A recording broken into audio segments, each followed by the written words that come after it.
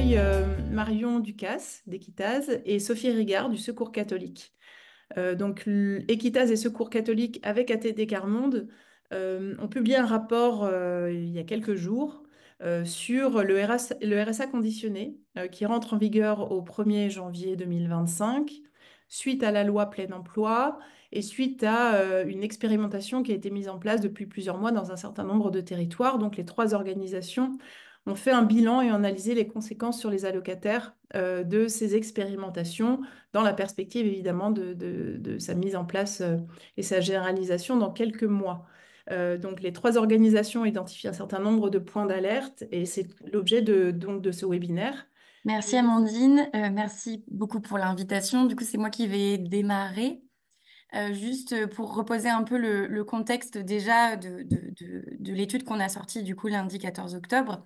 C'est celui de la loi plein emploi du coup adoptée fin d'année 2023 qui réforme le RSA et l'accès au RSA, qui conditionne du coup l'accès au RSA à un minimum d'heures d'activité obligatoire par semaine, 15-20 heures, euh, avec un renforcement des sanctions derrière si les personnes ne remplissent pas ce nouveau contrat d'engagement, qui d'ailleurs, pour ceux qui connaissaient le contrat d'engagement précédent, cette fois n'est plus réciproque. Le terme réciproque disparaît de la loi. Et donc, c'est cette réforme du RSA qui est généralisée au 1er janvier 2025. Et le gouvernement souhaitait expérimenter déjà cette réforme du RSA conditionné dans des départements volontaires. Donc, c'est ce qui s'est passé dès le printemps 2023. Euh, et avec 18 départements volontaires qui ont démarré entre, disons, le printemps 2023 et septembre, étendu à 47, donc il y a eu 29 départements supplémentaires en 2024 qui ont intégré cette expérimentation. Et donc là, aujourd'hui, on arrive à la fin d'une année d'expérimentation. On a surtout les retours des 18 premiers départements. Euh, mais il faut voilà, quelques chiffres sur ces expérimentations parce qu'on entend beaucoup, on entend une communication, disons, souvent très positive de la part de responsables politiques sur ces expérimentations. Euh, il faut reposer le contexte et donner quelques chiffres pour donner à voir de quoi il s'agit. Déjà, c'est un tout petit échantillon à l'échelle de la France. Il y a 1,8 million d'allocataires du RSA en France. Les expérimentations, elles ont concerné 28 000 allocataires. Sur des tout petits territoires des départements, c'était pas du tout tous les allocataires des départements, c'était parfois jusqu'à seulement 2000, voire moins de 2000 allocataires par territoire. Et c'était les nouveaux inscrits au RSA, donc pas ceux qui ont le plus de difficultés, qui sont au RSA depuis le plus longtemps. Et il y a eu beaucoup de moyens financiers qui ont été mis. C'est à peu près c'est une vingtaine de millions en 2023, 55 millions en 2024 pour les 47 départements qui expérimentaient. Euh, et donc, ça fait des ratios d'accompagnement qui étaient bien meilleurs, un conseiller pour 50 à 70 allocataires. Donc, un côté un peu des expérimentations témoins qui posent des questions sur la généralisation avec des effets de masse qu'on craint clairement et des besoins d'aligner les moyens avec ceux qui ont été mis pendant les expérimentations et ce chiffre qu'on évalue et c'est sans doute une évaluation à la baisse mais nous on estime qu'il faudrait une enveloppe de quasiment 2 milliards pour la généralisation en 2025. Je précise juste que pendant l'examen du projet de loi, des députés l'avaient chiffré à 10 milliards. Donc, on est plutôt sur une fourchette basse, mais ça donne quand même une idée des moyens conséquents qu'il faudrait donner et où on n'est pas, pour l'instant, on n'a pas vraiment de signaux positifs sur l'alignement de ces moyens. Euh, un mot peut-être sur notre demande et la méthode de notre étude. Notre demande, elle est au regard des alertes qu'on dresse dans ce rapport qui fait une vingtaine de pages. Au regard de ces alertes qu'on va vous détailler tout à l'heure, on demande la suspension de la généralisation et l'ouverture d'un dialogue avec les associations pour se poser sur les constats qu'on pose pour se poser aussi sur les constats des évaluations prévues par le gouvernement qui n'ont toujours pas été rendues publiques. Et c'est un autre reproche qu'on fait. Il y a une évaluation qui a été prévue, une évaluation quantitative, une évaluation qualitative. L'évaluation qualitative, elle a l'air d'être terminée, mais elle n'est toujours pas rendue publique. Et l'évaluation quantitative, elle est annoncée mi-2025, voire fin 2025. Et donc, nous, on pointe à un problème de méthodologie de la part du gouvernement. On ne peut pas généraliser une réforme qui concerne autant de personnes et parmi les plus vulnérables dans notre pays sans avoir des résultats, les résultats des évaluations et sans les regarder vraiment dans le détail et mettre en place les corrections et les garde-fous nécessaires vis-à-vis des risques et des conséquences négatives et délétères qu'on constate déjà. Euh, et pour terminer sur cette méthode, on se pose donc en complémentarité des évaluations du gouvernement et pas du tout dans une visée enfin, aussi exhaustive qu'on n'a pas les moyens de la DARES et des autres organes qui procèdent à l'évaluation. Nous, on a discuté avec des allocataires du RSA, pas forcément concernés par l'expérimentation parce que je vous l'ai dit, ça a concerné très peu d'allocataires dans toute la France. Et par ailleurs, les allocataires que l'on rencontre dans nos associations sont souvent ceux qui sont le plus éloignés de l'emploi au RSA depuis plus longtemps et donc qui ne faisaient pas partie de ceux qui rentraient dans les expérimentations, comme je l'ai dit, qui étaient les premiers inscrits, enfin des nouveaux inscrits au RSA. On a discuté avec ces allocataires, on a discuté avec des professionnels de l'insertion, on a regardé aussi les données de France Travail alimentées sur un tableau de bord en libre accès sur Internet. On a lu des enquêtes journalistiques et au regard de tout ça, on a du coup on formule ces quatre alertes. Donc c'est un travail commun bien sûr avec ATD et Equitase et on est soutenu par tout un tas d'autres associations, le Mouvement national des chômeurs et précaires, Emmaüs, Changer de cap, le syndicat FSU, la Ligue des droits de l'homme, la Fondation Abbé Pierre, la Fédération des centres sociaux et le Mouvement français du revenu de base. Euh, et je pense que j'en ai terminé sur cette introduction et je te laisse la parole, Marion. Ok. Dire que en complément de ce que disait Sophie, l'angle, donc moi je suis Marion Ducasse, je travaille à Equitas sur ces questions de minima sociaux et de RSA et j'anime des collectifs de personnes qui vivent avec les minima sociaux, en particulier dans le département de la Savoie. Euh, Vous dire que l'angle de ce qu'on va dire à partir de maintenant, il est beaucoup à partir des conséquences supposées ou effectives sur les personnes concernées par en particulier le RSA, les questions d'accompagnement et d'insertion professionnelle. C'est ça qui nous intéresse, qui explique qu'on ne va pas du tout aller du côté de tout un pan de la réforme qui est quand même important sur la réforme plein emploi, qui est toute la question de la gouvernance, de la création de France Travail, de la mise en lien avec les missions locales, etc. C'est moins notre sujet et peut-être que c'est aussi le volet le plus pertinent de cette réforme, de pouvoir mieux interconnecter tous les opérateurs de l'insertion professionnelle, mais c'est pas ça qui nous intéresse prioritairement. La première alerte, elle concerne pour nous cette nouveauté qui est dans la réforme de l'obligation de réaliser un certain nombre d'heures d'activité en contrepartie de l'allocation RSA. Alors, il y a sans doute ici des gens qui sont pas du tout des experts de cette question, donc juste pour rappeler, dans la version précédente du RSA, il y avait déjà cette dimension de contrat qu'expliquait Sophie. Donc, les gens touchent le RSA, mais ont aussi une obligation d'être accompagnés. Et cet accompagnement, il y a un contrat qui est signé entre l'allocataire et la structure qui l'accompagne, dans lequel il y a des formes d'engagement qui sont prises. Là, le cran qu'on passe, c'est qu'on passe d'engagement de démarche, de projet qui étaient révisés un peu régulièrement à quelque chose de plus quantitatif, de plus chiffré, qui est un volume d'heures hebdomadaire. Alors, c'est affiché 15 à 20 heures, modulable, adaptable à la situation de la personne. On est plutôt dans des activités type immersion en entreprise, démarche pour aller rechercher un emploi, participation à un salon, réalisation de démarches d'accès aux droits, mais aussi participation d'activités dans le secteur associatif. C'est le site Service Public qui le dit. Donc, le principe, c'est des heures dites utiles à l'insertion professionnelle. Et une des interrogations qui commence à être levée, c'est qu'on sait maintenant que, faute de moyens notamment, le principe de suivi de ces heures-là, ce sera plutôt du déclaratif. C'est donc la personne qui devra dire à son conseiller, comme dans la version précédente, ce qu'il a fait.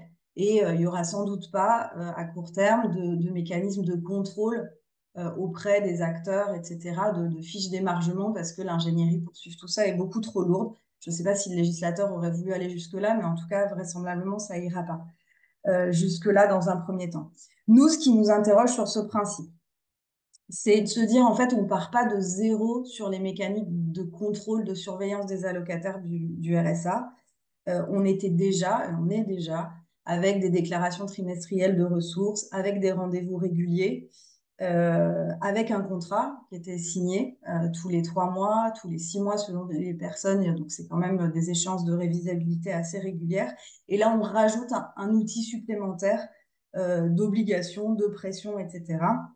Et on rend cette question des activités complètement obligatoire. Donc ça, c'est quand même, pour nous, l'aggravation de la conditionnalité et le cran supplémentaire. Mais on se demande des fois où est-ce qu'on va s'arrêter dans les dispositifs, les outils, les mesures qui visent à suivre, à contrôler ce que font les gens en vue de leur insertion professionnelle. Une autre interrogation sur ces activités, c'est un peu le panel d'activités reposées. Il est dit que c'est des activités utiles pour l'insertion professionnelle des personnes, sauf que on a trouvé 2-3 choses, 2-3 activités qui nous posent plus que question. Je vais prendre un des exemples qu'on cite dans le rapport qui est assez symptomatique. On pourrait dire que c'est très anecdotique, mais en fait, on voit bien, si on l'a cité, c'est parce qu'il nous semble vraiment que là, il y a une brèche dans laquelle tout un tas d'acteurs et d'institutions vont s'engouffrer. C'est des activités dites d'intérêt collectif. Dans le département de l'Eure, par exemple, une petite commune a fait appel au département pour avoir une cohorte d'allocataires du RSA pour venir faire un travail de végétalisation du cimetière communal. Le maire l'explique assez simplement, il a un agent communal, il n'a pas les moyens de faire ce travail-là, il n'a pas assez de moyens humains pour couvrir ses activités d'entretien des espaces publics. Ok, les allocataires du RSA passent une bonne journée, ils ont un sentiment d'utilité et on pourrait dire tout va bien sous le meilleur des mondes.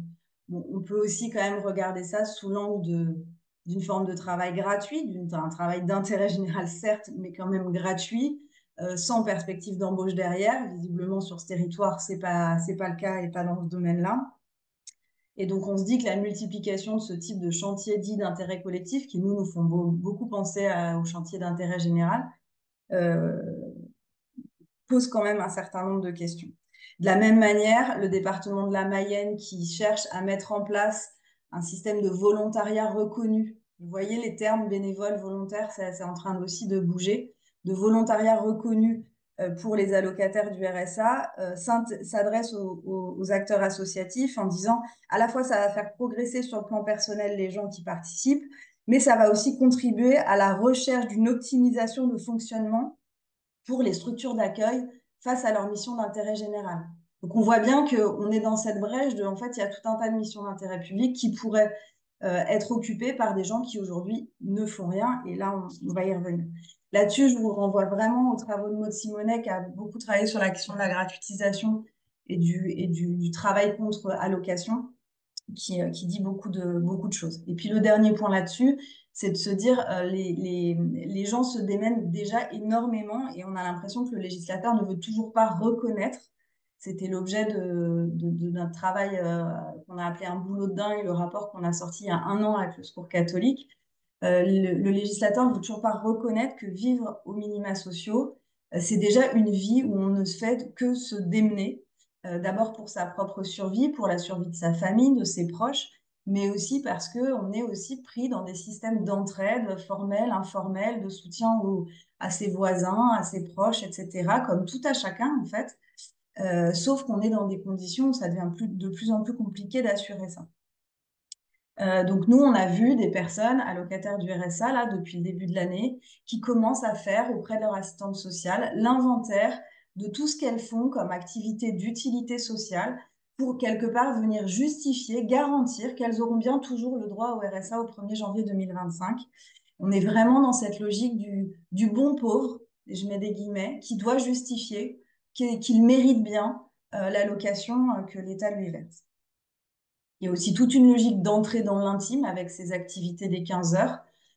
C'est pas non plus complètement nouveau. Il y a déjà des allocataires qui mettent dans leur parcours de soins, leur démarche administrative, un divorce, un passage devant le juge pour enfants, etc., dans leur contrat pour justifier qu'aujourd'hui ils sont occupés par ça et que tant que ça n'est pas réglé, ben, la question de l'emploi elle peut pas vraiment se poser. Et ben on continue à devoir rentrer encore plus loin et avec de plus en plus de détails dans cette intimité des personnes. Ça, c'est sur le point un peu des activités. La deuxième alerte, je vais aller un tout petit peu plus vite, c'est la dimension, en fait, pour nous qui est hyper importante, c'est comment les gens, quand ils arrivent au RSA, ils ont le choix de leur parcours de vie. C'est-à-dire, on demande un soutien financier parce qu'on n'a aujourd'hui plus de moyens pour subvenir à ses besoins. En contrepartie, l'État dit, le législateur dit, on va vous accompagner, on va pas vous laisser tout seul avec vos démarches, donc on va vous accompagner. Bon, c'est une obligation. On pourrait discuter sur l'obligation, mais en tout cas, aujourd'hui, c'est ça. Ce qui pose problème dans cette réforme, c'est que on a des mécaniques de prescription, d'orientation des allocataires vers les différents accompagnements qui sont aujourd'hui automatisés, enfin qui le seront encore plus demain, et qui font que les personnes finalement n'arrivent pas à discerner où elles sont dans le dispositif d'accompagnement et quel choix elles ont. Pour les néophytes du RSA, ceux qui m'écoutent là, en gros, quand on arrive au RSA, il y a des filières. On va dire vous êtes plus ou moins proche de l'emploi. Donc, si vous êtes proche de l'emploi, on va plutôt vous orienter vers France Travail, vers des acteurs de l'insertion ou des sous-traitants de France Travail pour vous aider dans vos recherches d'emploi. Si vous êtes plus loin du marché du travail ou de la reprise d'emploi, on va plutôt vous orienter social. Et puis, des fois, il y a des parcours un peu entre les deux. Mais cette notion même d'orientation, en fait, c'est souvent une décision automatique à l'entrée dans le parcours sur la base de données administratives de l'allocataire. Donc, en fait, on se retrouve un peu fléché du jour au lendemain à tel ou tel endroit. On pourrait dire que c'est pas trop un problème à partir du moment où on va retrouver quelqu'un à un premier rendez-vous et puis pouvoir dire, en fait, j'aurais préféré être là. Je ne vois pas pourquoi on m'a mis aujourd'hui sur du social alors que je cherche du boulot et vice-versa. Mais la plupart du temps, nous, ce qu'on observe, c'est que les allocataires n'ont pas du tout la vision d'ensemble du système.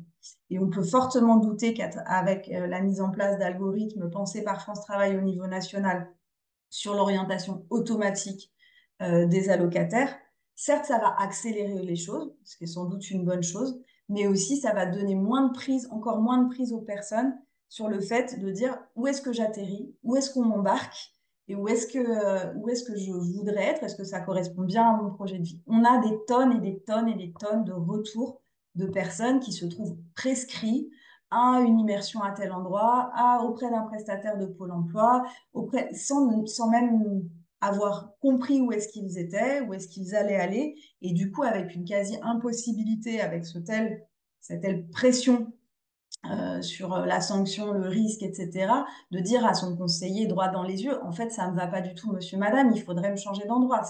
C'est des retours, enfin, c'est une difficulté énorme que de pouvoir dire à son conseiller dans ce contexte-là de sanction, et Sophie va en parler tout de suite, qu'on n'est pas au bon endroit. Et ça, c'était déjà le cas. C'est pas la révolution complète au 1er janvier 2025, mais quand même, l'accélération via les algorithmes, ça pose question. Et ce qui pose question aussi dans les chiffres sur la première vague d'expérimentation, c'est quand même un fléchage massif sur le parcours de l'emploi, du retour à l'emploi. Et donc, on a des interrogations sur le fait de maintenir une filière d'accompagnement social pour des gens qui ont des problèmes de santé, des problèmes familiaux, des problèmes d'un autre type et qui ne sont pas dans des démarches de retour à l'emploi, puisque ça concerne aussi une part importante des allocataires du RSA. Je m'arrête là sur les 2 premières alertes et je repasse la parole à Sophie. Merci. Oui, et enfin, pour rebondir aussi et pour faire le lien avec la suite, en fait, il y a les allocataires, ils sont orientés vers 3 parcours. Enfin, en fait, l'expérience, enfin, ça existait déjà, mais C'est encore plus formalisé. Le parcours emploi 15-20 heures, le parcours socio-professionnel potentiellement avec un peu moins d'heures, suivi par une personne de France Travail et quelqu'un du département, donc une sorte de parcours intermédiaire, et le parcours social où la personne est suivie par quelqu'un du département. Et, euh, euh, et en fait, on voit bien. Il y a eu beaucoup d'orientation vers le parcours emploi aussi parce que c'était des nouveaux inscrits et donc des personnes a priori moins éloignées de l'emploi. Mais en fait, il y a des chiffres aussi qui sont très clairs qui nous disent que une bonne partie, enfin au moins un tiers des personnes qui sont orientées dans le parcours emploi présentent au moins deux freins à l'emploi. Et donc, c'est des personnes qui ont un certain nombre de difficultés et on ne sait pas à quel point ce parcours de 15-20 heures, il peut être trop exigeant et les personnes peuvent ne pas être en capacité de faire 15-20 heures d'activité et donc décrocher de l'accompagnement. Et donc, ne pas faire assez d'heures d'activité, donc être sanctionné, puis potentiellement être radié. Pardon, j'ai un, une sorte de machine qui nettoie la rue en même temps qui On n'entend fait pas, que c'est on bon. n'entend pas. Ok, très bien. Euh, et donc c'est cette partie qui est sur la mécanique des radiations qui est en route, qui était déjà en route, mais qui est accélérée parce que à partir du moment où on durcit les conditions d'éligibilité, où on augmente les exigences, et ben c'est finalement, on augmente le risque que les personnes ne rentrent pas dans ce qu'on leur demande de faire, ne rentrent pas dans les cases, et donc décrochent de l'accompagnement. C'est une citation qu'on n'a pas mis là, mais c'est un allocataire du RSA qui nous dit c'est facile de décrocher de l'accompagnement si on perd confiance et qu'on se sent infantilisé. Et donc, c'est ça, et ça démarre en fait dès le début avec la question du taux de non-réponse, qui est très important en fait dès le début, dès les convocations pour entrer dans l'expérimentation. Des taux de réponse qui sont importants, c'est près de 50% des personnes contactées pour entrer dans l'expérimentation qui n'ont pas répondu, et donc ça a généré des radiations. Ça peut clairement s'interpréter par une appréhension, une peur des personnes qu'on leur demande de faire des activités qu'ils ne sont pas en capacité de réaliser parce que leur vie est déjà trop compliquée, ce que disait Marion. Un autre signe de ces appréhensions et de cette peur de la part des personnes, c'est l'augmentation du non-recours au RSA, c'est-à-dire le fait que des personnes qui sont éligibles au RSA ne le demandent pas, et un non-recours volontaire, ce qui est aussi très... C'est pas parce qu'elles ne savent pas qu'elles sont éligibles, c'est qu'elles savent qu'elles sont éligibles, elles ne le demandent pas. Et dans notre rapport, on révèle un chiffre qui est quand même très inquiétant, qui est que dans les départements qui expérimentent la réforme, en un an, le non-recours au RSA a augmenté de 10,8%, quasiment 11% d'augmentation du non-recours dans ces départements par rapport à ceux qui n'expérimentent pas la réforme. Et ça, c'est a priori le signe de ces appréhensions, de cette peur qui fait que les gens se détournent finalement d'une aide auquel ils ont droit et qui pourrait leur rendre déjà enfin, la vie un peu moins compliquée et donc ils y renoncent très concrètement. C'était une alerte qu'on faisait déjà dès le début, hein, enfin l'annonce du projet de loi et là on en a la confirmation. Ce qu'on constate, c'est que du coup, il y a déjà des sanctions, des radiations qui sont bien mises en place. C'est la Côte d'Or qui nous dit qu'il y a déjà 14% des personnes entrées dans l'expérimentation qui ont été radiées pour absence de réponse. Donc, c'est vraiment loin d'être négligeable. Nous, ce qu'on demande, les associations, c'est bien sûr qu'il y ait une transparence à ce sujet et on se rend compte que c'est très compliqué d'avoir ces chiffres de la part des départements.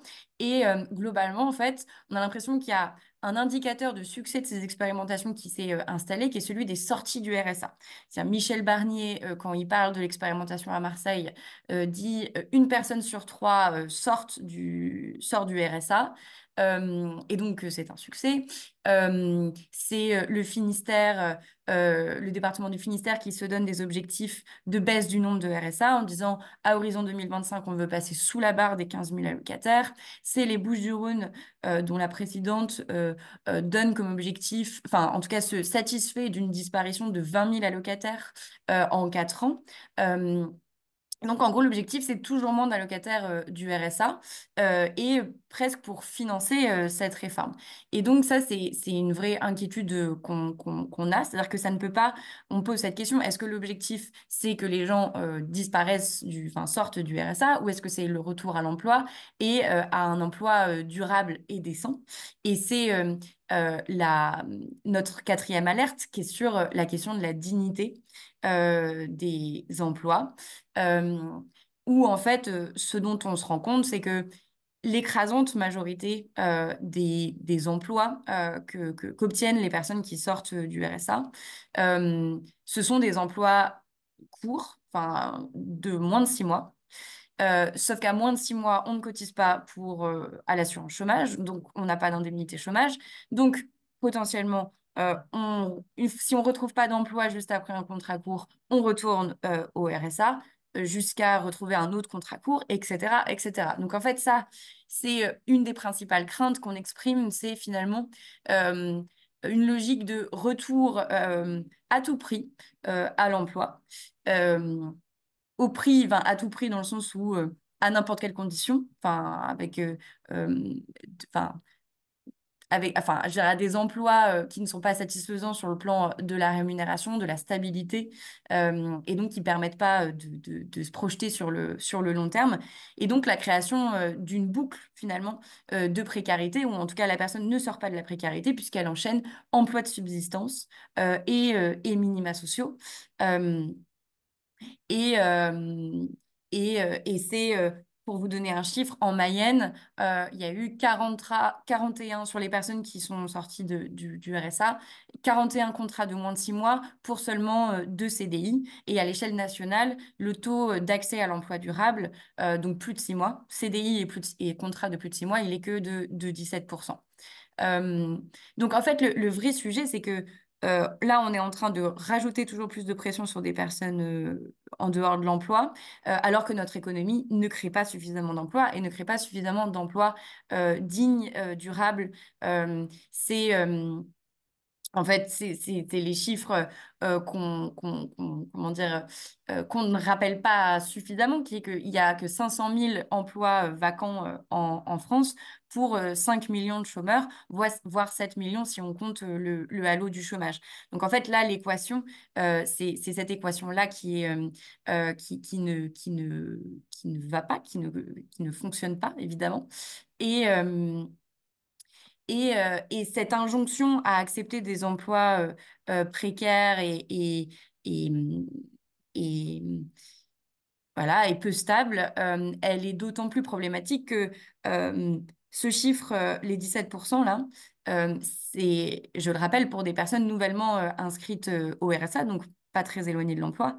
Euh, Quand on va, enfin, la généralisation, ce sera, enfin, les personnes qui vont être rentrées dans l'accompagnement, ça va être des personnes plus éloignées de l'emploi, qui, pour la plupart, ont été cassées par des emplois précédents, notamment ces métiers en tension qu'on leur demande d'occuper aujourd'hui, dans la restauration, dans le nettoyage, etc. Et en fait, qui ont un état de santé très dégradé. Et en fait, là, on ne voit pas comment un certain nombre enfin, une grande partie des allocataires du RSA, dont l'état de santé est très dégradé, dont l'état de détresse psychologique est aussi tout à fait documenté, on ne voit pas comment on va les forcer, d'une certaine manière, à occuper des emplois dans, comme je l'ai dit, la restauration, le nettoyage, les métiers en tension, parce que c'est de ça, concrètement, dont il s'agit. Je m'arrête là pour qu'on conclue, Marion, et passer aux questions. Merci. Ouais, du coup, je vais essayer d'être très rapide pour qu'on ait le temps pour quelques questions. Peut-être dire que ce qui nous préoccupe un peu en synthèse à travers tout ce qu'on vous a dit, c'est que nos trois organisations sont des ferventes défenseuses du droit à des moyens convenables d'existence, droit à un revenu minimum garanti, sans contrepartie, et ça de longue date. Donc, nos alertes ne démarrent pas depuis le 1er janvier 2023, mais bien de longue date. Et pourquoi on insiste tout le temps sur cette réforme depuis le début, c'est qu'en fait, à la fois, elle ne transforme pas complètement le système, mais elle laisse glisser ou elle laisse s'éloigner pour nous l'horizon de cette sécurisation du droit à un revenu minimum garanti. Le RSA, pour rappeler, pour une personne seule, c'est 607 € par mois, donc on est à la moitié en dessous du seuil de pauvreté. Et avec toutes ces conditionnalités et tous ces risques et toutes ces difficultés dont on n'a pas parlé ici, des processus de contrôle, de suspension de droits et tout, qui sont aussi des complexités qui s'ajoutent, mais qui font que pour nous, il y a un enjeu aujourd'hui à continuer de dire haut et fort que la société se doit de donner des moyens minimums de vie à des personnes qui aujourd'hui ne tirent pas leurs ressources d'un marché du travail qui peut les accueillir et les rémunérer suffisamment. Il y a aussi beaucoup d'allocataires du RSA qui travaillent, qui sont créateurs de leur activité, qui sont agriculteurs.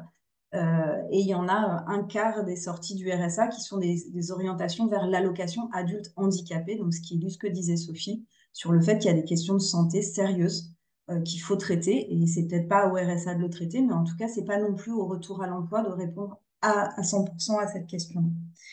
Nous, notre crainte, c'est de se dire, avec cette réforme et l'annonce permanente des moyens qui vont pas être à la hauteur du tout du rendez-vous, on risque d'avoir au 1er janvier une ingénierie qui va être là, c'est-à-dire l'ingénierie France Travail, l'automatisation, les mécaniques de contrôle, tout ça va être mis en place de manière, puisque c'est déjà en cours dans toute l'équipe France Travail, les choses sont déjà prêtes. Par contre, tout ce qui était la promesse de cette réforme d'un renforcement de l'accompagnement, ce avec quoi à la base on aurait pu être d'accord, c'est-à-dire dire on a besoin de mieux accompagner, de plus accompagner les gens. On a toutes les raisons de croire aujourd'hui. Il y a eu une annonce récente de France Travail a fait une demande en 2025 de 1000 postes supplémentaires. On leur prévoit plutôt 500 postes en moins. Donc, il y a toutes les chances de se dire qu'en fait, au 1er janvier 2025, il y aura encore moins de personnes humaines pour accompagner les gens.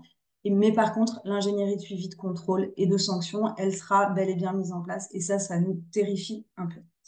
Donc, on a des perspectives à vous proposer. Vous êtes pour beaucoup des membres du pacte de pouvoir de vivre. Et ce qui pour nous est important aujourd'hui, c'est de continuer de documenter ça. Si vous êtes en lien avec des personnes qui vivent aux minima sociaux, etc., de continuer de raconter ce qui se vit à cet endroit-là, ce qui se joue, de mieux comprendre aussi ce qui va être mis en place à partir de cette rentrée. Et puis voilà, je ne vous lis pas les points là pour gagner un peu du temps, vous les avez vus. Mais en tout cas, on était hyper fiers, hyper heureux d'avoir les soutiens d'autres organisations sur ces deux positions. Et notre souhait, c'est plutôt de continuer de manière collégiale avec d'autres organisations de la société civile et syndicats à documenter les impacts de cette réforme et à ne rien lâcher sur la suite de ce combat parce que euh, il nous semble qu'il y a vraiment un enjeu de solidarité nationale là qui nous tient fort à cœur, ici au Pacte du pouvoir de vivre en tout cas. Merci, merci Marion, merci Sophie. Il y a déjà un certain nombre de questions dans le chat. N'hésitez pas à en mettre d'autres. L'idée, c'est de vraiment répondre à un maximum de questions dans les 10 minutes qui nous restent. Euh, il y a un certain nombre de questions sur différents contextes. Par exemple, est-ce qu'il y a une prise en compte particulière de la monoparentalité, par exemple? Est-ce que certaines personnes qui ont de graves problèmes de santé sont exonérées, sont exemptées des 15 heures? Et puis, il y a une question aussi qui touche la même problématique, c'est est-ce que vous avez observé des différences entre les allocataires, qui soient jeunes, enfin les plus jeunes et les autres, entre les femmes et les hommes? Et moi, je rajoute également une dimension, vous avez parlé d'inégalité territoriale. Voilà, de quoi? Est-ce que vous pouvez un peu préciser cette dimension-là également? Moi, je peux prendre la prise en compte de certains critères pour les 15 heures et Marion, tu prends les inégalités. Euh, oui, en gros, il y a des cas d'exonération partielle ou totale sur les heures d'activité obligatoires. Euh, mais la loi est assez floue là-dessus. Enfin, il y a une partie qui est floue, une partie qui est claire. Il y a, pour l'exonération partielle, c'est selon les difficultés éventuelles de la personne, c'est-à-dire que c'est ce qu'on dit. Si elle a trop de difficultés, on va pas lui mettre 15 heures, mais un peu moins. Donc, il y a une forme, enfin, voilà, c'est une exonération partielle d'heures d'activité. Et il y a des cas d'exonération totale des heures d'activité. Et donc là, il y a une question de, effectivement, l'état de santé, l'invalidité, une situation de handicap. Le fait d'être en situation enfin, famille monoparentale avec un enfant avec des problèmes de garde pour un enfant de moins de 12 ans. Donc là, pour le coup, c'est très précis. Euh, donc, euh, donc oui, après, c'est le même sujet, est-ce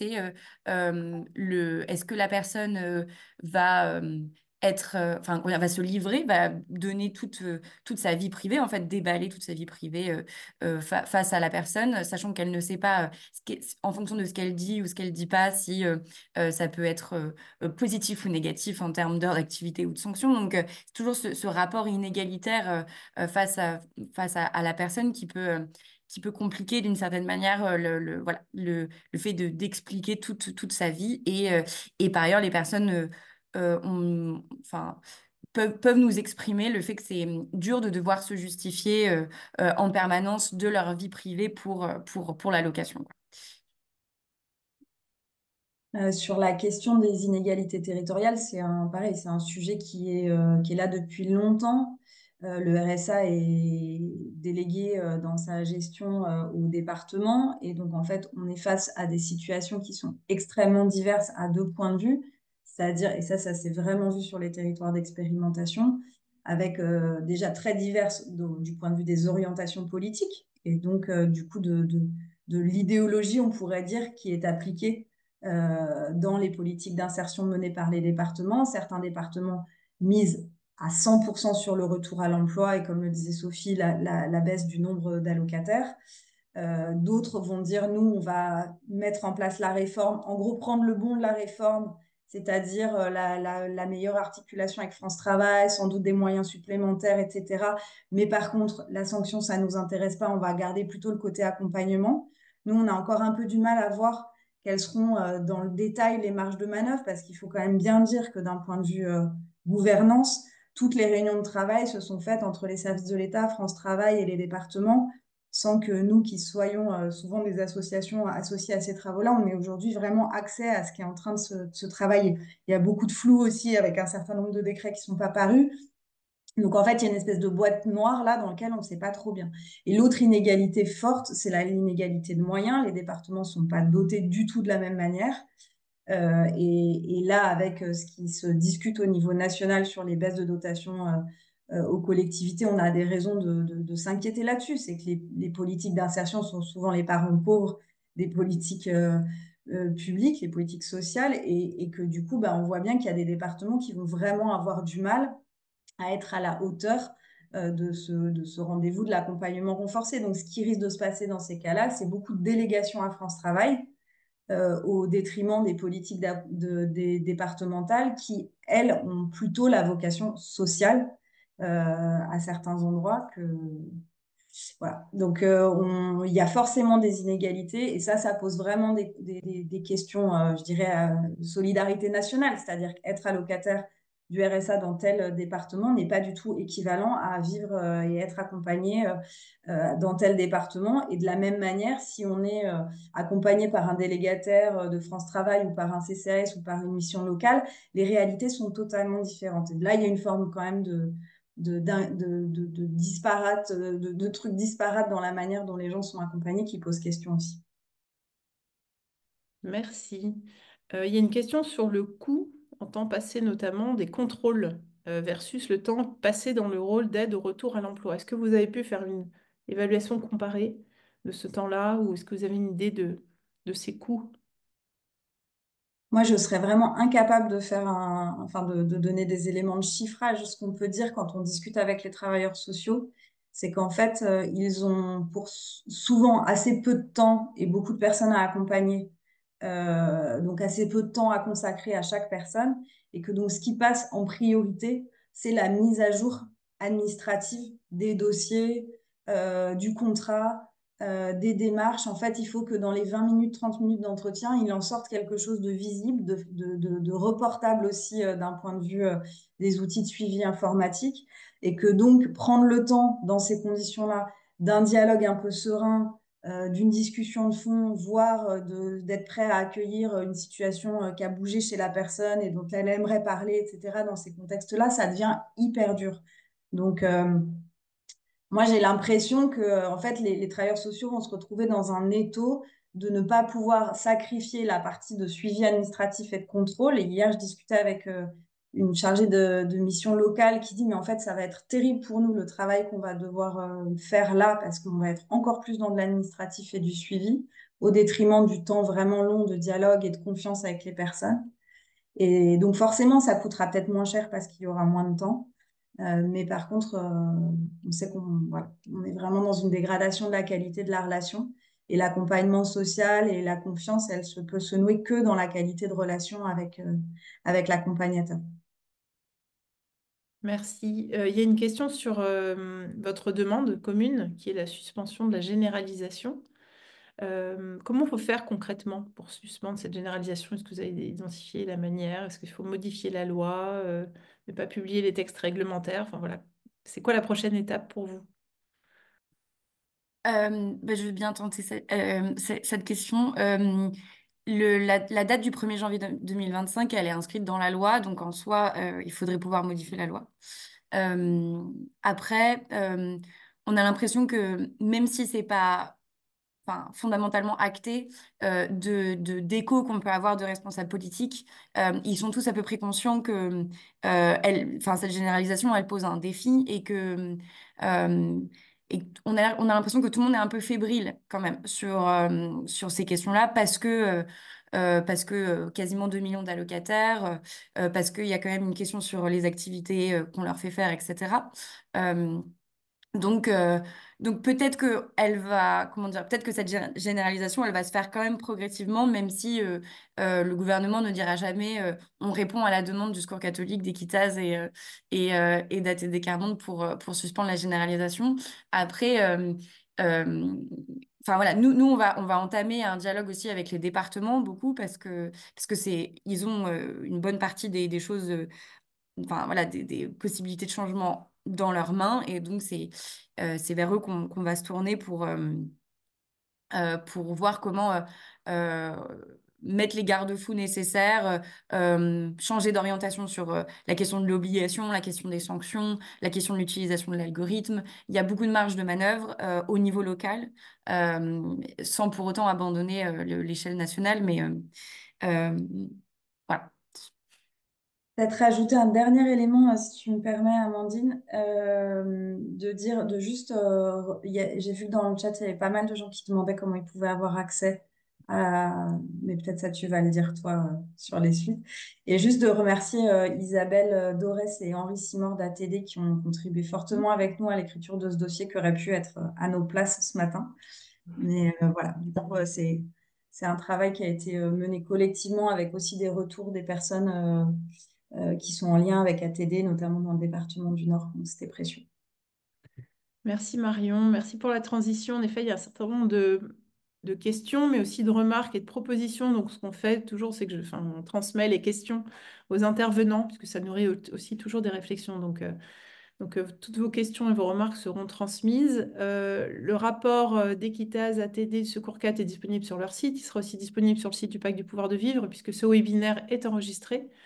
Et donc, il sera mis en ligne sur le site du pacte et avec un lien vers le rapport et vers le document. Donc, a priori, vous n'aurez pas trop de difficultés pour le retrouver. Et puis, si vous voulez partager ce document, évidemment, et aussi ce webinaire, n'hésitez pas, c'est fait pour ça, y compris pour le revoir. Voilà, je pense on a tenu les horaires. Merci beaucoup, Marion et Sophie. Voilà, il y a beaucoup de messages positifs aussi dans les questions-réponses. Et on a un prochain webinaire le 8 novembre sur la maltraitance institutionnelle, sur le rapport d'ATD Quart-Monde. Donc voilà, ça peut faire écho aussi à un certain nombre de choses qu'on s'est dites aujourd'hui. Merci à vous et bonne journée. À bientôt.